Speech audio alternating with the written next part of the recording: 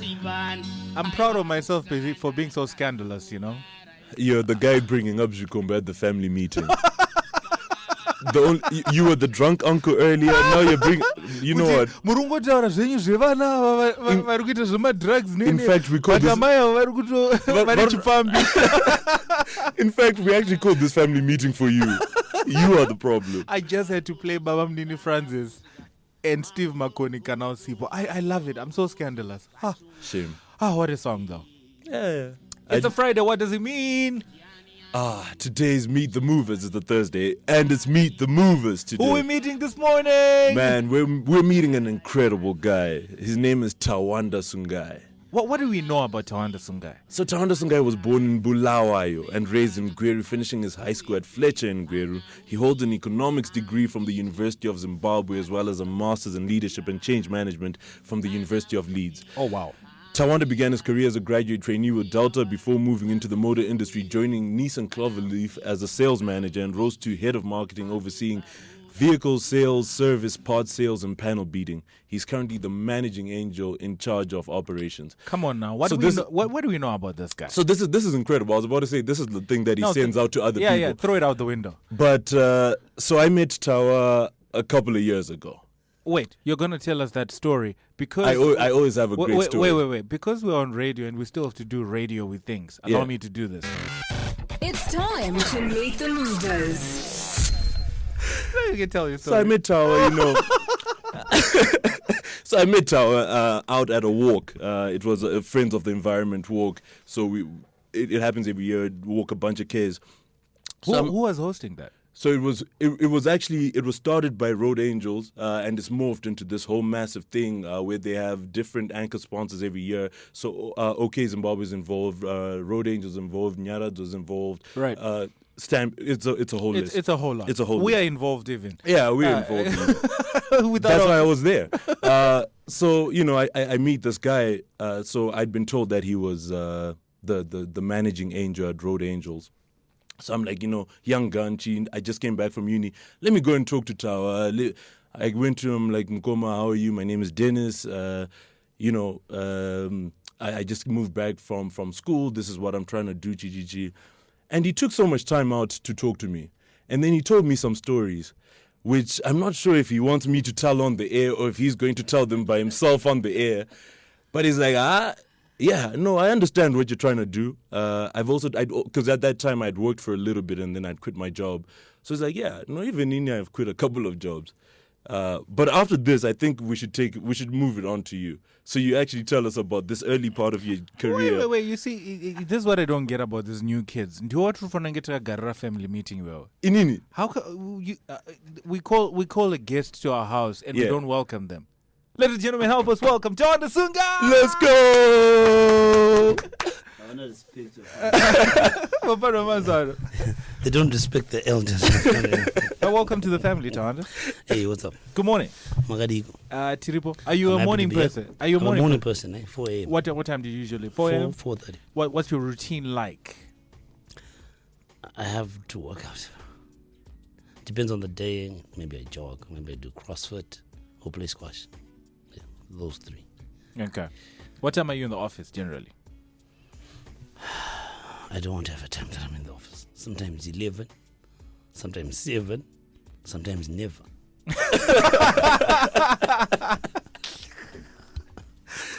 He's not lying. We tried to go see him last week when we were prepping for this, and we got there and they're like, no, he's not in. I'm like, oh, okay, when is he going to be back? We don't know. Yeah, but what's the philosophy behind that? I know, they're like routines, eh? Right. Yeah, you should not be a routine person. So I don't be in office at a certain time. People know you're there at a certain time. So I'm not a routine guy. I don't even want to know whether it's Thursday or Friday. It's a day. You just want to do it. I just want to do what I got to do. Because the moment you have routines, you place the limitations on you. Have you ever heard people say, no, I don't drink on a Sunday? Or I don't do that because it's Friday? Or I don't go there because, routines and naming things put limitations on people's lives. So I don't like limitations. So what was the first routine you absolutely hated? When I was in high school, waking up. I hated waking up. How was the Fletcher experience? Because we were told to wake up. But how was the Fletcher bell had to experience? ring. Yeah. Like, why are you telling me to do that? Even if you wanted to wake up, but the fact that you tell me to wake up. Were you a boarder? like- Were you a boarder? I was a boarder from 1 to 4. I was at a school called Chikwingwisha Seminary in Gweru. In Gweru. Then I was a boarder in Fletcher. Then I was chucked out of boarding in Upper 6, I think. What did you do? That's a long story. It's a story for another day. The good thing is we've got time. In fact, we'll tell the guy on the next show to just wait. Yeah. It's one of those. But I think all the time I've been chucked out of things, it's been a good ending. What was the good ending in that in that situation? Yeah, because when they chucked me out, at Fletcher you're expected to be chucked out, then fail your A's, then have a miserable life. So I think I'm just wired to be against the grain. When they chucked me out, I said, okay, I got to prove to this guy he's not going to break me. So I worked so hard to make it to university. Then they was just use it, it was like, it was tough. So when everybody saw me at university, like, there's no way you're here. I said, no, but I'm here. So you were expelled from school. Yeah, I was, but I'm here. You see, so... I was expelled from Fletcher, not from the UZ. Not Leave from me life. alone. I haven't been expelled from life. Student of the So game. yeah, I just think I'm one of those people. I don't want to do what is expected of me to do. If I was about to come here, then you say to me, come here. I won't come. It's just like that. But we told you to. No, Bro, are you trying to get him to walk out? I owe Dennis, Dennis. but you know what? Do you feel like our guest is welcome now? I think he is. So, So you can go on and tell us. I don't even feel welcome. I got no drink. I got no coffee. I got we're not- nothing. we're not allowed drinks You in know, the studio. There's not even a super here for me to drink. We're not allowed super, especially. Yeah, but Dennis, I told you about rules. Allowed by who? By Nyari. You said Nyari was your friend earlier. You need to learn to always be breaking rules, Dennis. We Break still want rules. to have people, But within reason. we're not. We don't own road angels yet. So Tawa says you need to learn how to break rules. Just after telling us the story about how he got kicked out from Fletcher, and he's like, "Oh, and every time I've been kicked out of things, It worked out. it sounds like you get kicked out of things often." It always worked though. Oh yeah, I was also fired. So. How did you get fired? What led to you being Just a fired? small misunderstanding with the MD. Which job was that? I was then head of marketing. The way I wanted to make money for the business, and the way the MD figured I should make money for the business. So stop speaking. But in we're ones both and- making no, money. No, Tawanda, we're not going to allow. We're both making We're not money. allowing you to do that. Please, we're not going to speak in ones and zeros. Please let us know what exactly. How did you want to make money for the business? No, remember the period 2005, 2004. Things were a bit hectic. There was a thin line between breaking the law and not breaking the law. The things we had to do for the business to survive, but still remain within the law, but not exactly within the law, but still make money and meet your targets. Right. So I found it maybe to be a little bit of a clash of generations.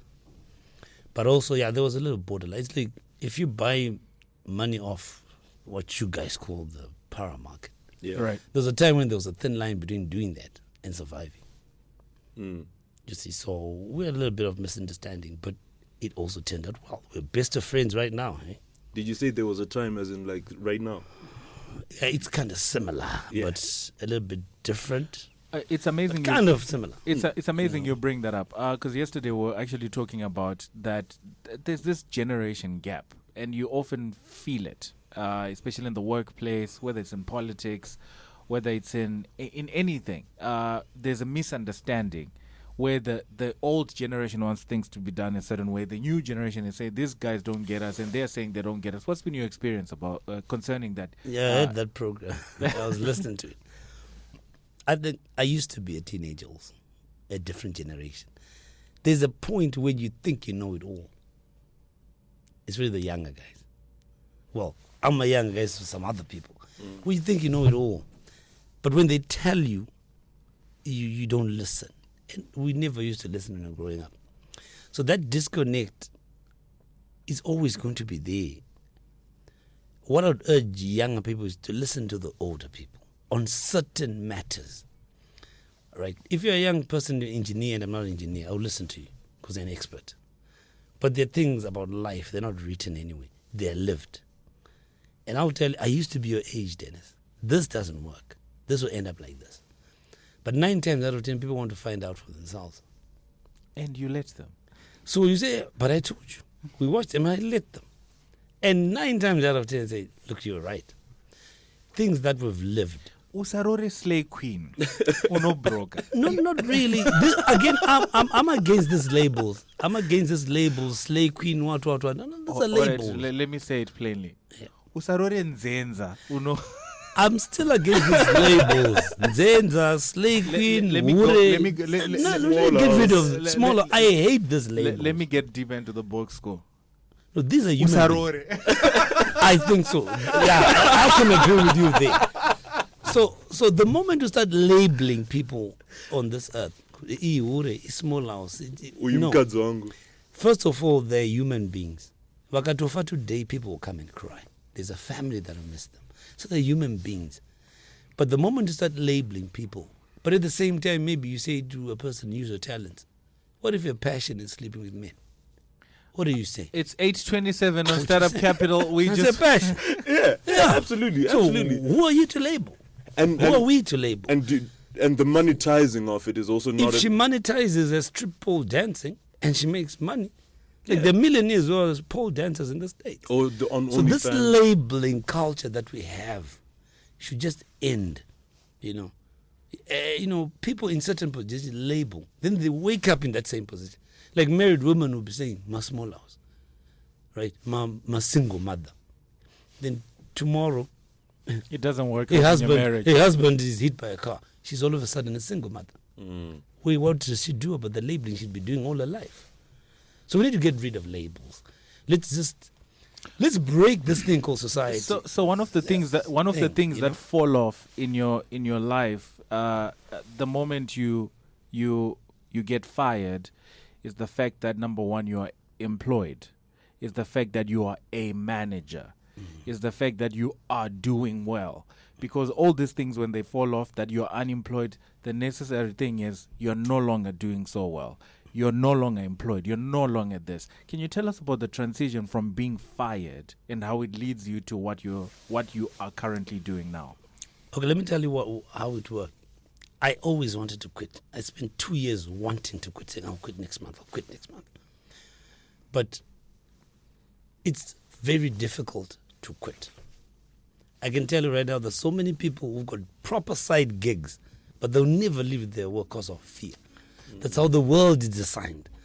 The only two things human beings react to: fear and greed. Fear of pain and greed for pleasure. So I was afraid of quitting, but I had a very good side gig going on. What was the side gig? I was selling fuel and LPG gas on the side during work. But I was meeting my targets at work also, so it was all working well. So when I got fired, it was like, well, it has happened. So the transition was quite easy for me because I was doing something already. But the worst thing that people have is fear. And fear is not coming from them. They're afraid of judgment from the outside. You are now unemployed. You used to be this, you're no longer The this. day I told my wife I'm unemployed, I got so many phone calls from Tezara and moms saying, "What are you going to do? Muchajigi? Oh my God." All this like fears of these other people, they're projecting them on me. So that's why people don't want to quit school. You want to drop out of university. You don't want to drop out of your job. You don't want to drop out of marriage because you're afraid of being judged. I was telling Dennis the Afraid of being story judged. Yeah. that I spent a good 3 years thinking about quitting, saying I'm going to quit without quitting. And do you know what it took? It took going to my drafts one day, draft send without thinking, to say, if I don't actually send this email, I'm not going to send it. Do the concept of every day start with the most difficult decision you have to make. Start with that. Start the day with the most difficult decision. The day flows. Shucks, abana ndakamirira kuma-10 kuti ndirambe munhu. Do that. Change makusini. In fact, ndautombobuda panze. If you hit your to-do list in the morning, take the hardest thing and do those. That's so valuable. the And hardest. we talk about routines and like habits and how to get about being as productive as possible. And making that biggest decision as the first thing you do in the morning makes firstly everything else easier. I can Absolutely. actually see how that is so practical in like Yeah. every day. If you start with the easy things, your day is getting harder. You start with the hard things, your day is getting easier. And we all know you got more energy in the morning than in the afternoon. Oh yeah. Absolutely. So if you're going to say that to go, look, do it first thing In the morning. in the morning. You're going to fire somebody, do it in the morning. Then the day Or flows. the day day before, flows. so that they don't come into work in the morning. Even the day before. So that they don't come into work in the morning. But So one thing that's always fascinated me is when you get someone like you who's obviously a maverick, you're obviously a renegade, you think different from everyone else. And now you have an organization which has several employees. I'm sure you'll tell us how many. How do you then get to a point where you're like, okay, Dennis, you're now my employee. I don't want you to be a renegade, Kubasa Kwangu. Inini ndiri renegade. Yes, I was a renegade wherever I was, but you behave in this particular way. Have you heard the saying that Zimbwanana no shinura muswakasiana? Right? I was not always like this. Yeah, There's a point where I was a normal guy. yeah, You go to school, you go to varsity, you get married, you go to church every Sunday, you go to work at 8, you put on a tie, and you clock in. yeah. But I think with growing, it depends who you surround yourself with. I'm also an avid reader. I read a lot, and I read everything, you know. So with growing and traveling, meeting new cultures, you just get like a wow moment, like, what's happening? This is not me, Yeah, you know. But I was also always a different guy growing up. I was always the guy who would have 20 laces on one shoe, you know. different I colors. was always different colors. Yeah, So I think it was always kind of like in me. In me, my brother, I think our family were just like kind of off the chain kind of people. So I like to, you work for me, you have your time. When your time comes and you open, I'm glad to say, Dennis, I've had guys who said, no, look, come here. You haven't done anything, but I think you should leave. Because I can see you. I can see your I potential. can see where you're going. I can see where you're going. And this place is not enough for you. Yeah. I've done that to 2 or 3 employees. And How hard was that conversation? that was easy for me now. Let's simulate that conversation. Easy. Let's simulate that I'll conversation. give you an example. There's a guy called... No. Let's simulate it. Real time. I'm the guy who's going rogue. Go. Hey, but what is going wrong according to you? You're not going wrong. Okay, you're coming to work every day. I can see there's something going on. You're pushing this. You're busy. You're doing my work. And usually those guys also push work. yeah, Like, these guys will be pumping your numbers. They're not lazy guys. And he's pumping his numbers. But you can tell with the experience that this guy, yes, he's pushing work, but he's almost like a little me. yeah. So it's not about how good he's performing sometimes. It's like also growing the guy. No, I sat him down. I remember his name was Philip. I said, Philip, I can see you're a hustler. But they always eventually start growing up on your back. You see. They'll be growing themselves on your back. Eventually.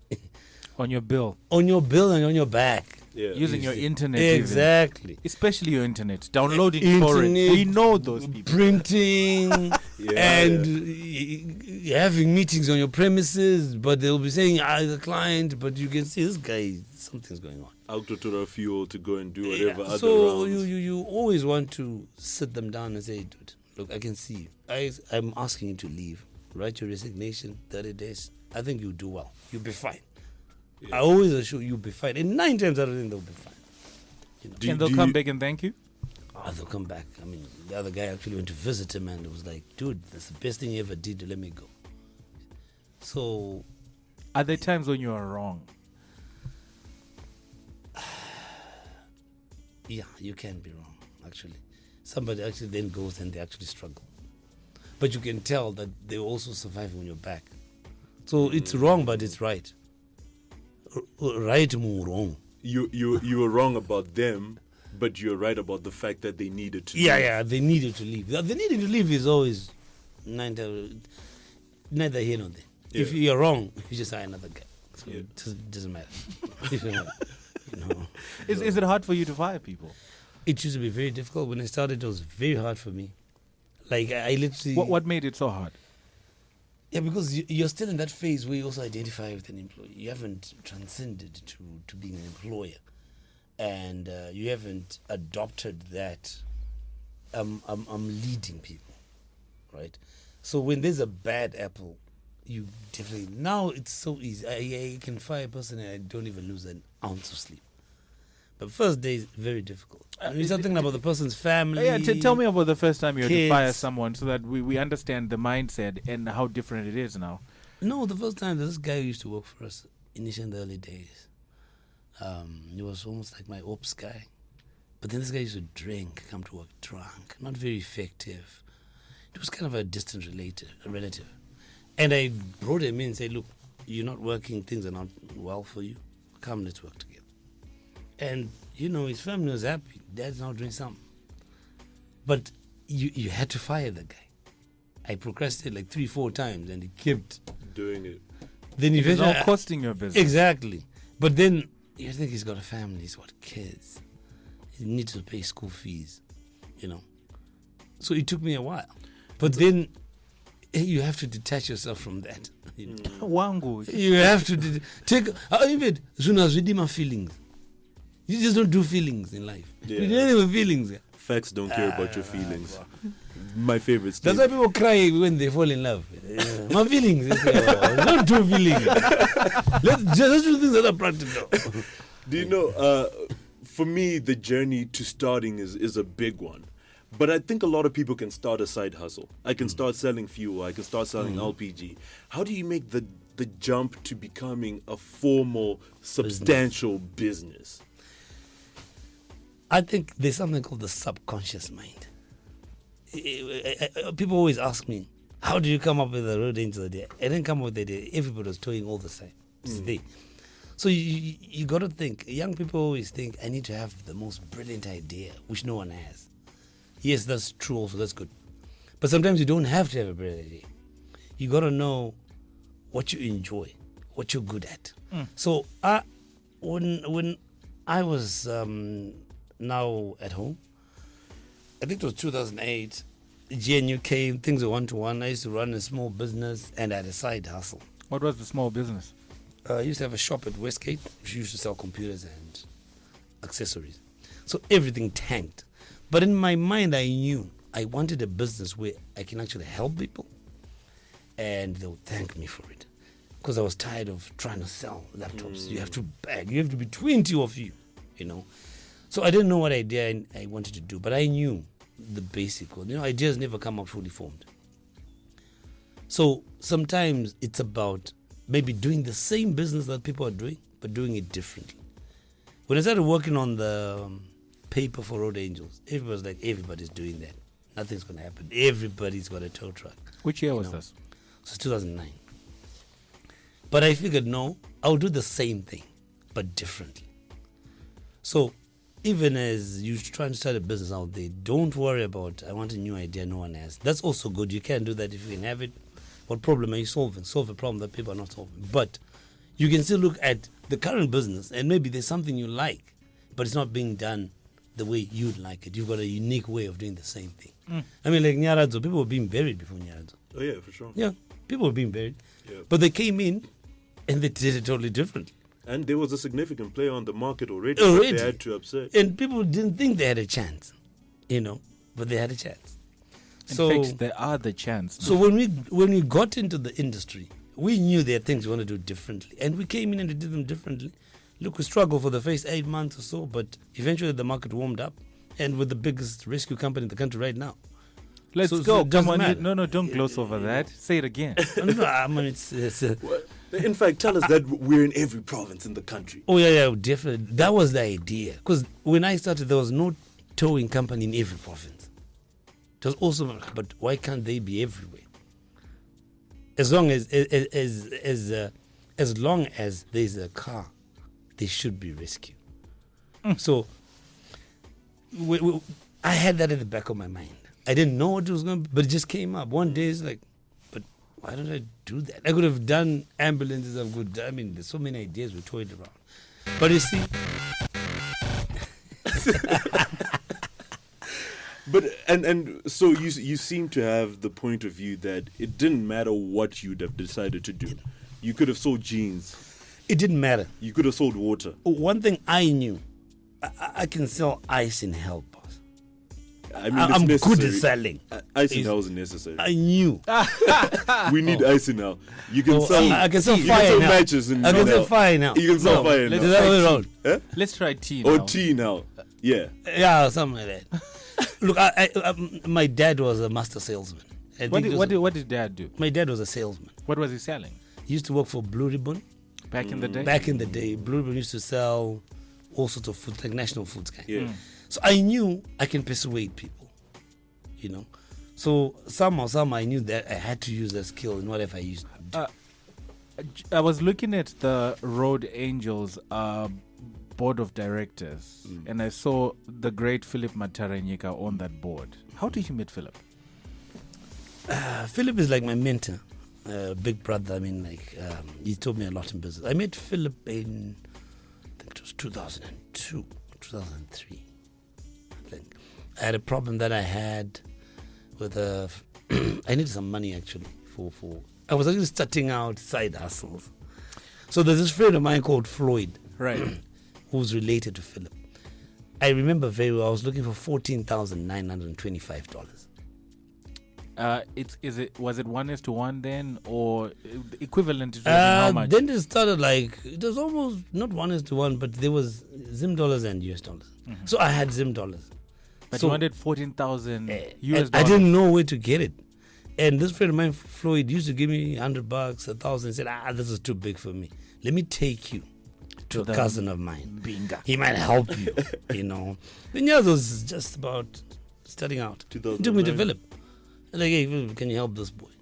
Then we did the deal, and from then on, So more interestingly than just him, Philip being on the board of Road Angels, is Towers on the board of Nyaradzo. Get out of here. But there's something before we move away from 2001. Oh, Flip got a call me today. Could you tell that when you met him then that Nyaradzo was gonna be as big as it? Definitely. What gave it off? If you meet Philip, you know that nothing goes wrong with that guy. He doesn't believe in anything going wrong. And he's not a no guy. If there's a problem, we'll figure out a way. He's a yes guy. So from the moment I met him, my friend Floyd, I was like pushed aside. We just started dating. I think we just became friends because he figured this is an honest guy. If we'd lose money, we'd lose money together. If we make money, we'd make money together. So I think that what you see is what you get. Two biggest lessons from Philip: Never say no. never say no. Always say yes. That's number one. Always say yes. Number two, say exactly what you mean. If Phillips, he doesn't say, no, I'll let you know tomorrow. He says, He doesn't say, I just wanna next. It's no. I can't do this for Yes. It's straight up. It releases you. You see, again, the fear of being judged is, you know you don't want to give this guy. You're going to pussyfoot around it and say, but you know, you're simply prolonging your suffering. You see, if I don't like it, just say, I don't like it. Bah. It's so liberating. It's so. I mean, sometimes people want to be liked. You see. That's the thing, because of society, the judgment I was talking about. And did you know, you don't even understand, you know, and I mean, the beach good. No, the beach good. I'm Oi, in time better. It's liberating. Yeah. I'm not prolonging, you see. But when did you transform to become that guy? Because the metamorphosis, it's I a would process. say maybe around mid-30s. It's a process of, I think I went through a process of awakening. And when I lost close people, my sister, my mom, my dad, when I started losing close people, you actually realize there are a lot of things in life that you've been lied to about. You start wanting to be you. Most of our lives, we're not who we are or who we want to be. We're who we think society expects us to be. You know? And we live a lie. We live a lie. Yeah. You know? So, one thing that I really want you to talk about is your outlook on Zimbabwe. You're fairly young. Don't even get me started on that. Murumkoma wedu, but you're fairly young, and I'm curious about how you feel about Zimbabwe and how optimistic or pessimistic you are about the outlook of the country and economy. Okay, let me tell you what I think. I think Zimbabwe right now, we've got a bright future. People don't see it. This country is going to be amazing. The only problem is we're just not growing our population at the right time. People are having 1 or 2 babies instead of 7. That's the problem. But then there's a story for another day. I hope you have 7. If you look at what's happening now, this country is not very difficult. You fix the dams, right? We're an agricultural country. We don't have a water problem. You fix the electricity, right? Which is happening. We're 6 and 7. Next year, we've got excess power. You fix the roads, right? You fix the education, you fix the hospital. These 5, everything else will sort itself out. You see? But unfortunately, we've come so far, people want to enjoy today. When the minister says we've got a budget surplus, to the guy on the street, it means nothing because he's still struggling to buy bread. When they say the fundamentals are right, when George Wamatanga says the fundamentals are correct, it means nothing to the guy on the road if he doesn't have money in the pocket. But in the long term, when they finish the dams, Gwaishangani, Tuli Manyange, Dande, we won't have a water problem. We won't have a ZESA problem. The roads will be, you can go anywhere. The tourists will be back if we fix our image problem. Then it's now up to you as the individual to take yourself out of poverty. Yeah. The government can't come and till you're gardening. So the enablers are being put now. It's slow, and I know people are frustrated. The enablers are being put in place to enable you to get yourself out of poverty. Because you also have to get yourself out. Yeah. The government's not going to come and till your garden. It's not going to happen like that, So once the enablers that allow you to pull yourself out of poverty, it's not up to you, Dennis, to work. Yeah. So the way I see the future of this country, I don't believe in democracy. I don't do politics. I just look at facts as they are, right? And what I'm seeing now, as slow as it might be, is that give this country 10 years, maybe 15. We might be the only country in Africa that owns our resources, that owns our land, that is the most productive country on this planet. In fact, how have we got there? Sanctions are maybe the best thing that has happened to us. Yeah. We now know what we're capable of. So my outlook for Zim is, I think the future is bright. Yes, the current situation is not very conducive, but if you apply your mind and look at the bigger picture, you'll see what I'm talking about. It's not today. Countries are built long term, and we've come from so low a base that people are frustrated, people are angry. But when I hear people say Zimbabwe, I see potholes. You just see how low you're looking at things, Because look, I understand. It might sound insensitive, but I'm saying potholes can be used as a measure of a country. You know what I mean? Because but you can't farm your own tomatoes. It means nothing. If you buy tomatoes and drive on a smooth road, or drive in potholes but grow your own food. So my take, without being political, I think the future is bright. The enablers are coming up. Education is coming up. And I think the Zimbabweans are the best brains on this planet. We'll do well. The youngsters you had in the studio, you can see that potential. Yeah. There's some nice youngsters in here. You can see that the future is bright. Tawanda, we called a family meeting today. And our family meeting was just off the back of a story that came out this morning in the H Metro, where a 16-year-old stabbed another 16-year-old. And he's actually up for murder right now. He's actually remanded in custody as we speak. There's a crisis with the generation that's coming. And it's a crisis that if we ignore it, we're at the risk of actually losing a generation. So that the 15 years when they come around, we might not have a generation that's responsible enough to take care of it. Now, because you're a member of this family, we just want to know what you want to throw in the hat so that we can sort of like go through the notions as a family? And what are you going to say about that? I'll first talk about the bigger picture. The challenge I see with the country is always we've lost our culture as black people. Look at the countries that have retained their culture from when it was in 0000. Look at the Arabs. We've lost our culture. We don't even know who we are. If I take away your name today and take away the name Dennis, who are you? Do you know who you are? Tiri Moyo. That's good. Kudara, that's the identification. Yeah. So as a country, we've lost our culture. We've lost the systems that managed society. The social you know what fabric. I mean? We don't have that. Okay, let me not go there. No, go there. Go there. We like it there. We like it there. We've got things that we're following which were imposed on us by our former colonizers. Right. Look at this church system. Look at the churches. You got over 13,000 churches in the country. I mean, how does that work? How do you have 13,000 churches? Yeah. So we need to go back to our culture. It had those safeguarding mechanisms. It had the mwana aikura.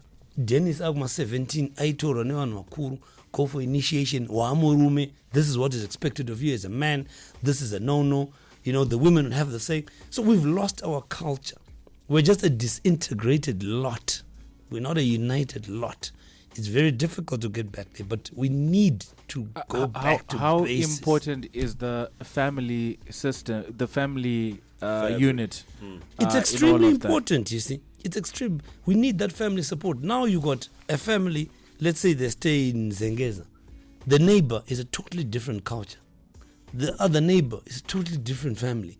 You've got a whole concoction of different cultures, mixes. We don't have a base as a country. Look at, if you go to UAE, it's straight up. What it is what it is in terms of their culture. There is no... They don't flip-flop. They don't flip-flop. Even Rwanda. Rwanda tries. You can see that this is our culture. This is what we do. This is what we don't do. Simple. And everybody knows it, from the kid. Tawa, we really have to shut down. I have to let it go, but let you go. But it would be so criminal for me to let you leave the studio without you telling us how just important the kids who are at home and the wife who's ever so amazing and supportive have been important in how you built Road Angels as a business. Yeah, I mean, it's your wife is always your support base. You know, you come home stressed, you tell her your stories, and she kind of gives you advice. So she's been very important. Wait. Just one thing. When you were writing that paper and everyone else is telling you, wango business require, my mwana waitiji. I actually don't remember, hey? But she was always supportive of all my hustles. That I know. Right. Yeah, there was a point when she was telling me, Timbotora CV yako kamdara manyanya ugarabadeni, you know. I was like, hey, watch it. I can get that thing out again. But she was always supportive, and she's always supportive. And just before we do shut down, Mkoma Tower, you are now officially a friend of the show. Usually would ask, but you came here 30 minutes early and you spent time with us in the studio. So you're now a friend of the show, and we're going to be calling you every once in a while whenever we have disagreements. Me and Arnold disagree very often. When we do disagree, we're going to be calling you to be our tie break. Oh, definitely. But I came here to talk about... Didn't I come to talk about business and Road Angels? Which you did. What's Road Angels? You came to talk to us. but in the next decade, what are we looking at Road Angels? How is that going to be important to? Because look, I think a lot of the times when we call the movers here, do you know what we forget to do? Yeah, we forget to tell them how they move us. Oh, right. Because when you say meet the mover, sometimes it feels like they are moving things out there. No. The first people they are moving is us. Yeah. So, Dennis, how does Tawanda move you, and why is he here? Man, Tawanda has decided that he's going to be a maverick. He in so many ways, right? Like, look at his hair. My guy decided that it doesn't matter how corporate you think you are or whatever, because on the strength of the quality of my product, I'm going to be exactly who I am. And being able to live that authentically has always been an inspiration for me. And I've told him before, and I'm really happy to tell him again. Look, Tawa, thank you so much. We appreciate you. Well, you move me in a lot of ways, and one of the ways that in which you move me is because I see myself in you, in the sense that you have just a basic upbringing, just like me. You've also been expelled, just like I've been expelled. You've also been fired. Well, I haven't been fired. You've quit. But if I keep talking, I might just get fired. But One I've word, quit. one word quickly. I'm always happy to speak to youngsters. I think I've got a lot to say. I don't have platform to say it, both about life, about business. I've got a lot to say, and about life, and my views about life. I've got a lot to share. We can't wait. So anytime, man. Anytime? 100%. 0719 100 404. You've been fantastic. And I'll bring my playlist also one of these days for a challenge. Or for a challenge. Actually- Or we invite him for the next throwback We battle. could invite you for a battle. Yeah, I'll because come for a now we battle. don't want to battle each other. We want to battle. Other people. Yeah, So wanna- in fact, even if so next week's throwback battle can be Tower versus Arnold because Yeah, Arnold because I definitely won this this week. battle. Yeah. So if you beat Arnold, then you stay on and you battle whoever we have coming on next. Are we up to some nonsense later tonight? Absolutely, And on Friday? absolutely. Saturday? No, then I'm taking a break. Or then Sunday? So I'm I'm joining taking a it. break. I'm Yeah, joining it. same place, same time. But we're back on Monday. We're back on Monday. So see you on Monday. Cheers.